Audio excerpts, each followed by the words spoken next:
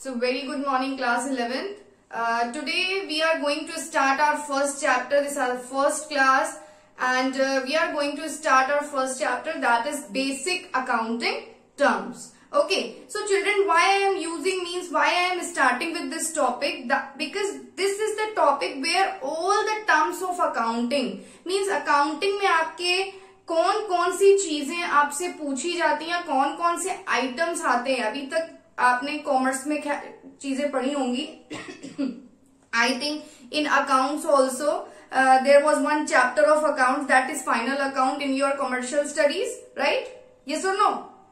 Yes, ma'am. Yes. So one chapter was there here, one book is there. So now you people are become a little bit big, right?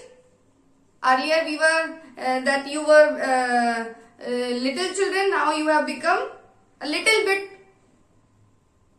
senior, right? Now you are in 11th class, so you become senior. Okay. So now what you have to do in this chapter? We are going to learn about the items, the basic terms which we will use in our whole book, in our whole accounting, right? So whatever the terms are using, as you have learned in final accounts that there are a lot of terms, like if we talk about the transactions, events, assets, liabilities, stock, opening stock, closing stock, these things you have learned? Learn now? Yes, so now we are going to start with these items in details. Means the explanatory part and the meanings and the details of each and every item. That's why it is called basic accounting terms, because there are certain basic accounting terms, there are certain names, there are certain items which are daily used in the business transactions and in business world, right? And before recording the transaction, we should know all these items and we should know all the meanings of these items. Okay, so what is the need of basic accounting terms? There are certain basic accounting terms which are daily used in the basic business world, right? In business world, and before recording the transaction in the books, we should know it properly. It is very essential to understand these terms, as these terms have been specific meaning in accounting. In accounting, they are having a specific meaning. So these basic terms are called accounting terminology also, right? Accounting terminology.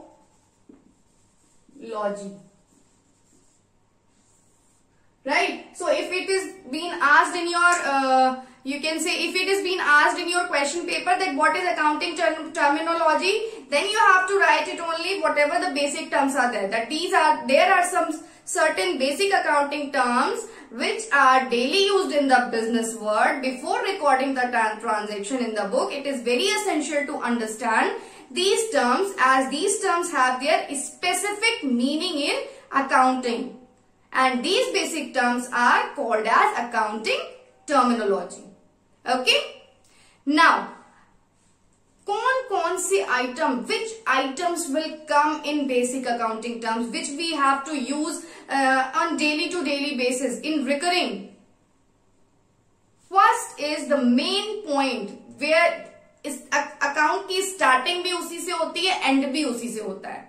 That was being called the business transaction. The first one is business transaction, right? Business transaction. Now what is the meaning of business transaction? A business transaction, children, is an economic activity, right?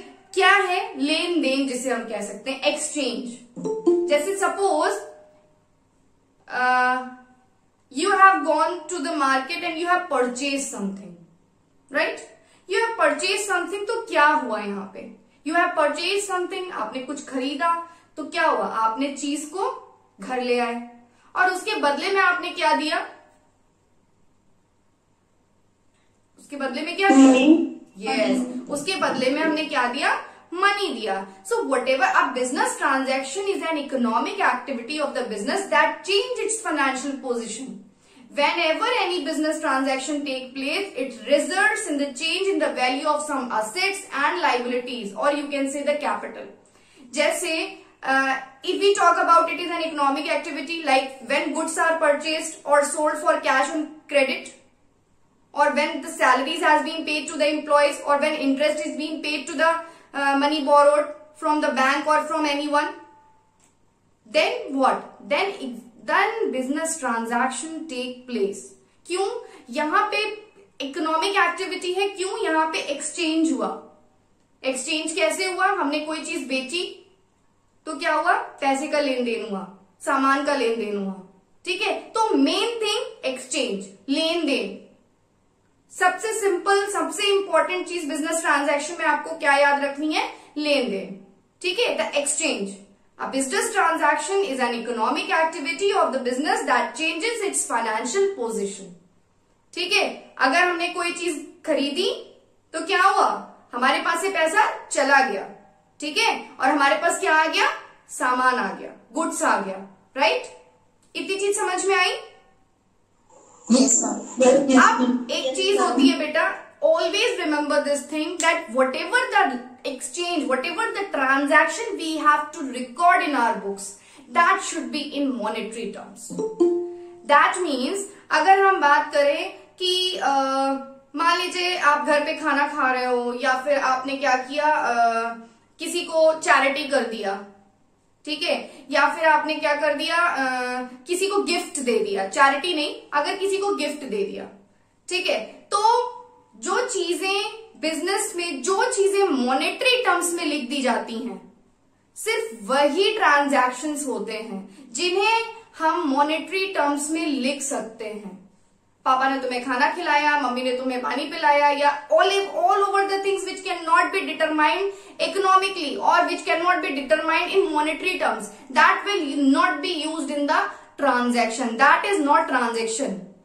Transaction is what those involve the economic activity between two independent business entity or two independent persons or whatever. Like अगर purchase है, sales है, goods, purchase of goods, purchase, sales of goods, then these are the business transaction. These are the means that these we can determine in monetary terms, right?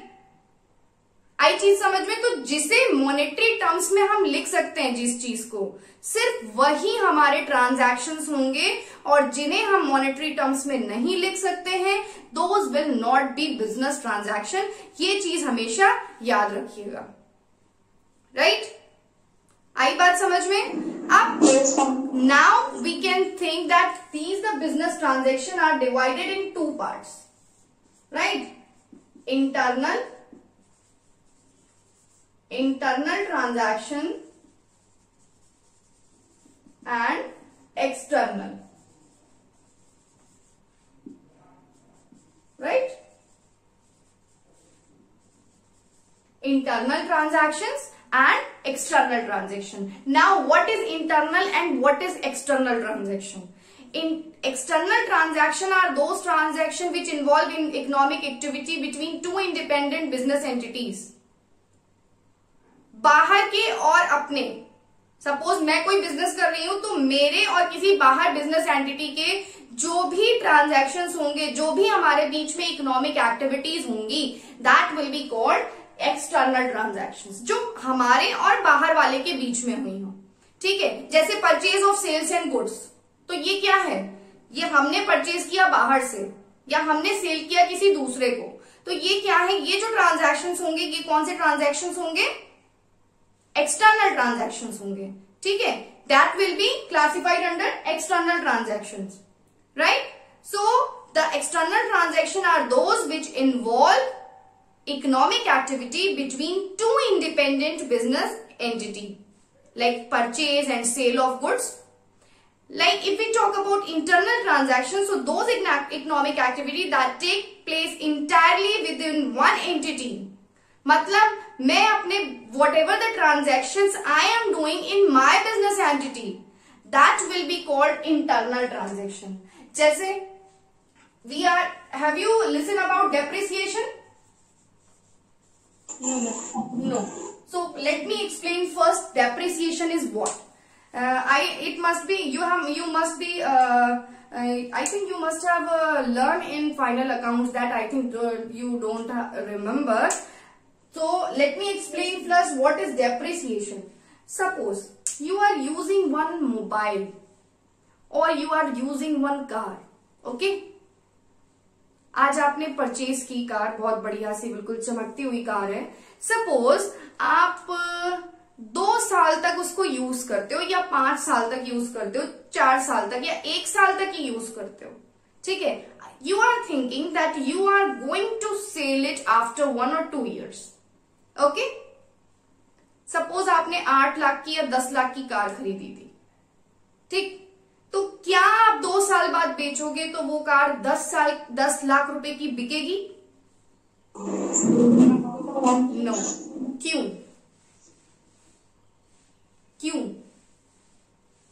क्योंकि because of uses क्या हुआ, assets की value में क्या हुई, जो हमारी car क्या है, कार इज एन एसेट, और एसेट्स की वैल्यू क्या हुई, डाउन हुई. ठीक है. Because of continuous uses and another things, right? So whatever the value will be down, or whatever the amount, the cost or the prices will be reduced because of continuation use of any assets, that will be called depreciation. ठीक है. किसी भी assets की value में कमी आ जाना उसके continuous use की वजह से, यूज के कारण, that is called depreciation. Understood? Yes ma'am. तो डेप्रिसिएशन क्या हुआ, ये तो हमारा विद इन एंटिटी हो गया, बिजनेस एंटिटी के अंदर ही चीज हुई ना. कोई जो भी हमारी एसेट्स है बिजनेस की, सपोज हमारा क्या कहते हैं, फर्नीचर है, हमारी मशीनरीज हैं, ठीक है, टूल्स हैं, तो उनको मशीनरी भी है, अगर यूज करते करते क्या होता है, कुछ पार्ट्स में उनकी कमी आ जाती है, खराब हो जाती है, कुछ ऐसा होता है, तो उनकी वैल्यू में कमी आएगी ही आएगी.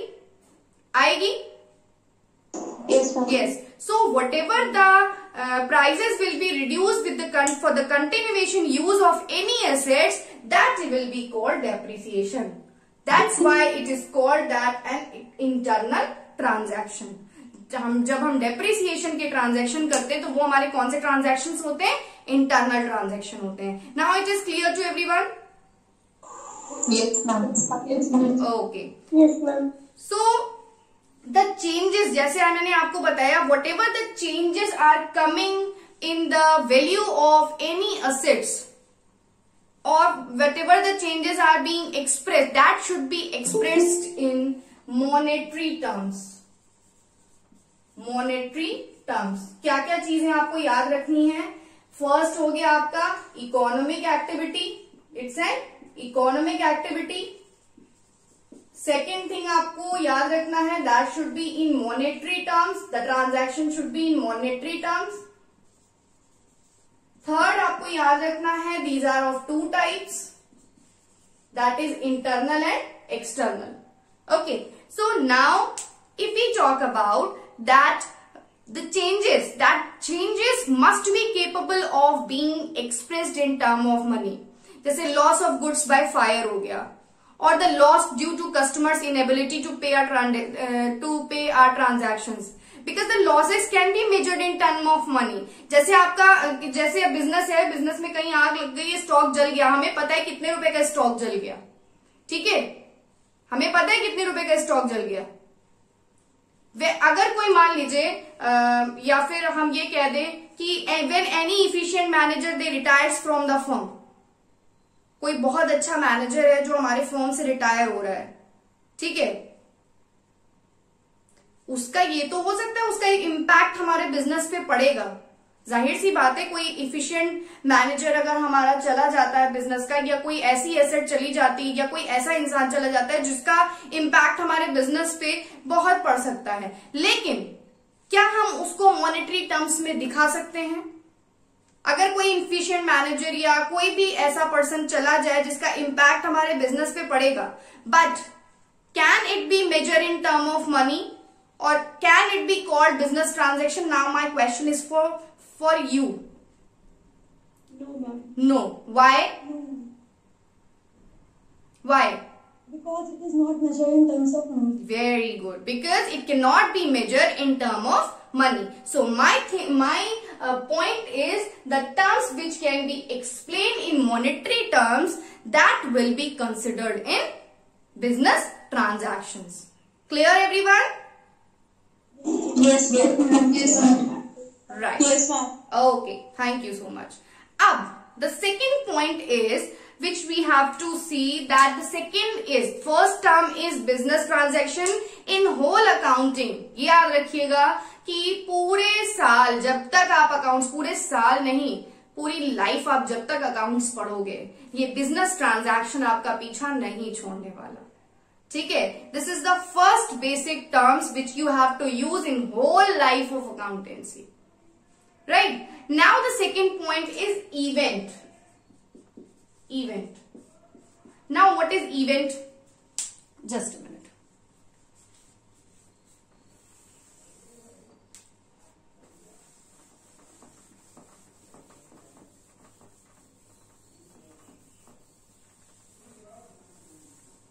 Okay. Event. Event क्या होता है? The second basic term is event. Event means the result of a transaction. जो अभी हमने ट्रांजैक्शन पढ़ा, उस इकोनॉमिक एक्टिविटी का जो रिजल्ट होता है वो क्या होता है? इवेंट होता है. जैसे सपोज आपने, कोई पर्सन है, he has started a business. ठीक? कोई उसने क्या किया? 5 लाख रुपए की capital. This is what? This is the result of transaction, right? जो अभी हम लोगों ने रिजल्ट पढ़ा, that is, this result is what? This event is what? The result of the transaction. जो ट्रांजैक्शन किए जाते हैं उसका रिजल्ट, और you can say the consequence of transaction is called result. ठीक है? अब सपोज सचिन कोई है पर्सन या कोई भी पर्सन है, that Sachin start a business with a capital of 5 lakh. Okay, Sachin started the business of with 5 lakh rupees. Okay, यानी this 5 lakh is his capital. उसने बिजनेस स्टार्ट किया 5 लाख रुपीज कैपिटल से. Okay, now he purchase goods from 4 lakh for cash. उसने purchase कितने की कर दी? उसमें से 4 लाख का क्या किया? उसने गुड्स परचेज कर लिया ऑन कैश. 4 लाख का क्या किया? परचेज किया गुड्स. ओके, 4 लाख का कैश उसने परचेज किया and sell 3/4 of these goods for 3,80,000. 3/4 उसने सेल कर दिया है. Sell 3/4 in how much? 3,80,000. Okay, 3/4 उसने क्या किया है? 3,80,000 का सेल कर दिया है. और उसके बाद ही ऑल्सो पे 20,000 for the rent of godown. जो गोडाउन उसने ले रखा है उसका रेंट 20,000 पे कर दिया है. ठीक है? अब आप बताइए इसमें हम इवेंट कैसे, these all are economic activity. हमने बिजनेस किया, बिजनेस में पैसा लगाया, उसके बाद हमने 4,000 रुपए का सामान खरीदा, उसके बाद हमने 3/4 उसकी सेल कर दी 3,80,000 रुपीज की, और उसके बाद हमने क्या किया? 20,000 हमने क्या किया? पे कर दिया godown rent, the rent of godown. ठीक है? तो क्या है अब इन सबका रिजल्ट क्या आएगा? ठीक है? जैसे प्रॉफिट, जाहिर सी बात है सेल करेंगे तो हमारा प्रॉफिट भी आएगा. सेल कितने की हुई है? सेल हुई 3,80,000 की, राइट? सेल हुई 3,80,000 की. हमने 3/4 सेल किया है. जो हमने 4 लाख का सामान खरीदा था उसका हमने 3/4 सेल किया है. और हमने क्या किया है? गोडाउन रेंट भी पे किया है. तो 4 लाख का सामान खरीदा था तो 4 लाख का 3/4 कितना हो गया? कितना हो गया? 3 लाख हुआ। और तो ये 3 लाख, अब सेल हमारी 3,80,000 की हुई है, उससे हमने जो सामान खरीदा था उसकी कॉस्ट हम उससे डिलीट जो है वो रिमूव कर देंगे, राइट। उसकी कॉस्ट जब हम रिमूव करेंगे तो कितनी आएगी? 3 लाख का सामान हमने क्या किया है? बेच दिया है। सेल हमारी कितनी हुई है? सेल करके हमें मिला है 3,80,000। और जो हमने सेल किया उसमें जो हमने 3/4 जो सेल किया है उसी में हमने पेमेंट कितने का किया है? 20,000 का, यानी वो भी हम अपने प्रॉफिट में से जो है वो हटा देंगे। तो 3,20,000 टोटल हो गया। प्रॉफिट कितना आया? 60,000। आई बात समझ में? I am repeating again, please listen to me very carefully. Sale हमारी हुई 3,80,000 की, ठीक है, यानी कि हमने जो सामान खरीदा था उसका 3/4 हमने बेच दिया है। सेल 3/4 हमने की 3,80,000 की। अब हमें प्रॉफिट निकालना है, ठीक है। तो जो हमने परचेज किया था सामान उसी में से तो बेचा होगा, राइट स्टूडेंट्स? तो 4 लाख का सामान हमने खरीदा था और हमने 3/4 सेल किया है, तो 4 लाख तो ये पूरा सामान है। तो इसका पहले हम 3/4 निकालेंगे कि कितना हमारा परचेज हुआ था, कितना हमने परचेज के लिए इन्वेस्ट किया था। तो हमने 3 लाख इन्वेस्ट किया था, तो वो हम सेल में से माइनस कर देंगे प्रॉफिट निकालने के लिए। ये हम प्रॉफिट कंप्यूट कर रहे हैं कि हमें कितना प्रॉफिट हुआ है, ठीक है। तो 3,80,000 सेल है हमारी, उसमें से हमने जितने रुपए की परचेजिंग की थी उसको हमने माइनस कर दिया, और हमने जो एक्सपेंसेस किए उस सामान को गोडाउन में रखने के लिए जो हमने खर्चा किया हमने वो भी उसमें से माइनस कर दिया, ठीक है। सारी कॉस्ट हम माइनस करेंगे जब, तभी तो हमारा प्रॉफिट एक्चुअल निकल के आएगा, राइट। तो 60,000, very good, 60,000। So this 60,000 is what? This is the result. These are the transactions, these are the transaction, ठीक है। और उस ट्रांजैक्शन का रिजल्ट क्या हुआ? 60,000 आया, and this is called event. This is called event. Clear? Yes, ma'am. So, Yes, ma'am.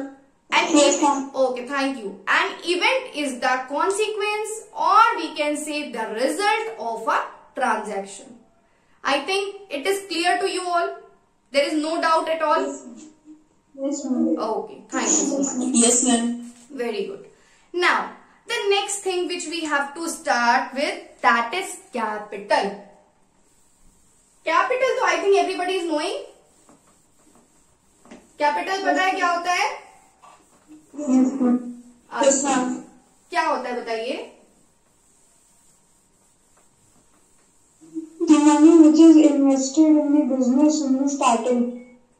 Okay. Anything else? Third point is capital. Okay. Now we can say, beta, the amount which is invested by the proprietor. Who is proprietor? The owner of the business, who is starting the business. Okay. So the amount which is invested by the proprietor in a business, that amount is called what? Capital. Okay. And that capital could be in the form of cash. In form of cash भी हो सकता है. It could be in form of goods also, and it could be in form of assets also. Okay. It could be in form of assets also. So, cash में भी हो सकता है, goods में भी investment हो सकता है, और assets में भी investment हो सकता है. So, whatever the amount, whatever the cash, the goods and assets will be invested by the proprietor and owner of the business, that will be called capital. Okay. Yes. This is so because the proprietor is a separate and the distinct from business. Right? Capital is the amount which help to purchase the goods and assets are being purchased in the business. जाहिर सी बात है. अब मैं आपको एक example बता रही हूँ जिससे आपको चीजें समझ में आएंगी. जैसे सपोज ये बिजनेस फर्म है कोई, ठीक है, ये कोई बिजनेस एंटिटी, मेरी ड्राइंग बहुत खराब है, सॉरी. सपोज ये फर्म है कोई बिजनेस की, right. This is a firm, ठीक है. अब ये एक्स हो गए ये एक बिजनेस ओनर है। Okay, x is a business owner. अब क्या करते हैं, ये पैसा लगाते हैं और ये फर्म को बनाते हैं। ठीक है, सपोज इन्होंने 10 लाख रुपीज इन्वेस्ट किए और ये बिल्डिंग बनाई। ठीक है, बिल्डिंग बनाई या कह लो 20 लाख का इन्वेस्टमेंट किया इन्होंने। ठीक, 20 लाख का इन्होंने इन्वेस्टमेंट किया और इन्होंने बिजनेस अपना स्टार्ट किया। ठीक, अब हो सकता है, सबसे तो मैं आपको पार्ट्स बताऊंगी पहले। 20 लाख इनके पास पूरा नहीं था, इन्होंने क्या किया, 20 लाख का इनके पास था 15 lakh rupees. Okay, 15 lakh rupees इनके पास था, इन्होंने क्या किया, 5 लाख रुपीज बैंक से लोन ले लिया, बैंक लोन। ओके, इन्होंने क्या किया, 5 लाख रुपीज बैंक से लोन ले लिया। तो इनकी इंटरनल इक्विटी कितनी है, मतलब इनका खुद का पैसा इसमें कितना लगा है, 15 लाख बेटा, 15 लाख। ठीक है, एंड 5 लाख इन्होंने किससे लिया है, बैंक से उधार लिया है। तो तब जाके ये टोटल कैपिटल कितनी हुई, 20 लाख हुई। ठीक है, और ये 20 लाख इन्होंने क्या किया है, बिजनेस में लगाया है। और बिजनेस में इन्होंने इस 20 लाख से क्या किया, फर्नीचर खरीदा। ठीक है, फर्नीचर का ऑफिस का फर्नीचर खरीदा, मशीनरीज खरीदी। ठीक है, गुड्स खरीदा और सामान स्टॉक खरीदा। तो ये सारी चीजें इन्होंने किससे खरीदी, इस पैसे से। क्लियर, किससे खरीदी, जो अमाउंट वो इन्वेस्ट कर रहे हैं 20 लाख रुपीज, इस पैसे से इन्होंने क्या किया, ये सामान खरीदा। तो क्या हुआ, यहाँ पे इन्होंने क्या किया, गुड्स भी खरीद लिया, फर्नीचर भी खरीद लिया, मशीनरीज भी खरीद ली। यानी कि इन्होंने 20 लाख जो 15 लाख अपने पास से और 5 लाख बोरो करके जो पैसा लगाया, उससे इन्होंने क्या किया, ये कैश हो गया जो 20 लाख लगाया। उसके बाद इस पैसे से इन्होंने क्या किया, गुड्स खरीदा। इस पैसे से इन्होंने एसेट्स खरीदी, जैसे फर्नीचर खरीदा, मशीनरी खरीदी और गुड्स खरीदा। तो आई चीज ये समझ में, इन फॉर्म ऑफ कैश और इन फॉर्म ऑफ गुड्स और इन फॉर्म ऑफ एसेट्स कैसे हुआ ये, 20 लाख कैश लगा के उस बिजनेस के अंदर और भी चीजें, जैसे मान लो आप कोई बिजनेस करो, कोई शॉप खोल ली मोबाइल की। ठीक है, तो उसमें क्या करोगे, पहले शॉप लोगे, या तो रेंट पे लोगे या फिर अपने खुद की लोगे। तो वो तो एक तुम्हारा इंफ्रास्ट्रक्चर चीजें हो गई, आपकी बिल्डिंग या मशीनरी उसके अंदर आ जाएगा। उसके बाद आप क्या करोगे, आपने पैसे लगाए, वो शॉप खरीदी, कैश आया। ठीक, फिर आपने कुछ पैसा उसमें से कुछ बचा के रखा होगा कि हम स्टॉक खरीदेंगे, भाई हम काहे काम, अगर मोबाइल की शॉप खरीद रहे तो हमारे पास मोबाइल्स भी तो होने चाहिए। तो हमने क्या किया, मोबाइल्स खरीदे। अब वो मोबाइल्स रखेंगे कहाँ हम, तो हमें फर्नीचर भी चाहिए, राइट। हो सकता है हम कोई वर्कर रख लें उसको सैलरी पे। तो ये सारी चीजें किससे स्टार्ट हुई, इस 20 लाख रुपीज से। ठीक है, अब ये 20 लाख किस में कन्वर्ट हो गया, कैश में भी कन्वर्ट हो गया, गुड्स में भी कन्वर्ट हो गया और एसेट्स में भी कन्वर्ट हो गया। आई बात समझ में, क्लियर? Yes ma'am. ओके,